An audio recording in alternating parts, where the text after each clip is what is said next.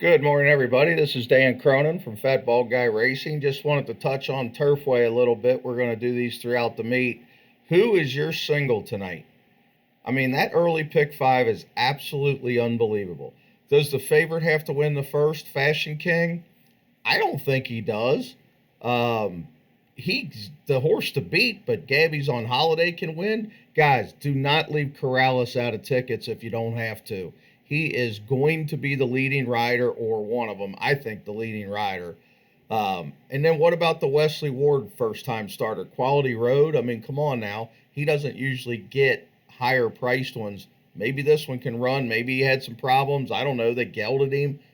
I just leave him out at your own peril. But 7, 9, and 10 in the first race look to me like you have to use. You don't have to go real deep in the first, but I do think you have to use them. Now, who is your single? I'm Mr. Obvious in the first pick five, but the way I'm going to play it is short in the first leg, maybe 7, 9, 10, maybe even less if depending on budget. I'm going to take a boatload in the second and a boatload in the fifth, and then in the fourth I'm only going to take a couple. In the third race, I'm going Captain Obvious here in the first pick five. Utah Beach is the single for me. Correas, Talamo. They did switch the rider. Maybe Chaminade didn't come in. I'm assuming that's what it is.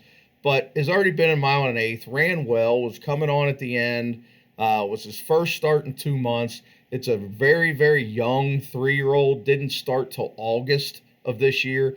I'm not a big breeding guy at Turfway, but when they've only run a couple times and it is a maiden race, I will look at that. An English channel obviously sends them as long as you could possibly go.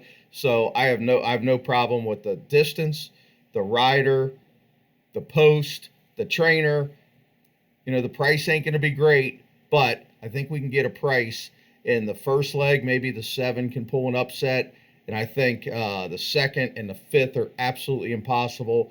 And in the fourth race, to be honest with you, I don't really like the 1 that much, who's going to probably go favorite. So I'm going to take a few of them in there. Now, I am betting with a couple buddies. I suggest that to everybody that's going to play Turfway Pick Fives.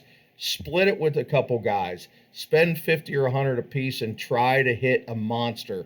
And that's what we try to do on a nightly basis. Last year, Huey and the gang hit for like 30,000. So it can happen. Late pick five. Late pick five. I got to be honest with you. I don't like the fifth race. I don't like the sixth race. The seventh race, I like Corrales. I think Corrales at 6-1's got a big, big chance. And then I think the obvious single, again, we're trying to just get to them because these races are so, so tough, is all the way in the last race. Let me get to it. Is the 4 Egyptian Candy. Ran a very good race at a big price for Daniel Leach. Katie Rich Stables. I really like LD and the boys. Ships in here, Twirling Candy. I think this filly's going to run big here. That was a really, really big effort at Keeneland. So, I mean, obviously the 1 for Cherie DeVoe could blow it up, and mess up my ticket. Stidham first timer for Godolphin. Not big on Stidham, first timers at least, but he has good horses, and Godolphin is obvious. Beckman, the 8's going to be a big price. I'm not that high on the 10, but I understand if you're making pick fives, you got a single somewhere. The 10 could be a single if you like them. It's Corrales, lost the heart to justify, but I think they're going to really, really, really make that horse favorite, and I'd rather have the 4. So that's my gist tonight. I'm trying to keep it as short as possible. Good luck.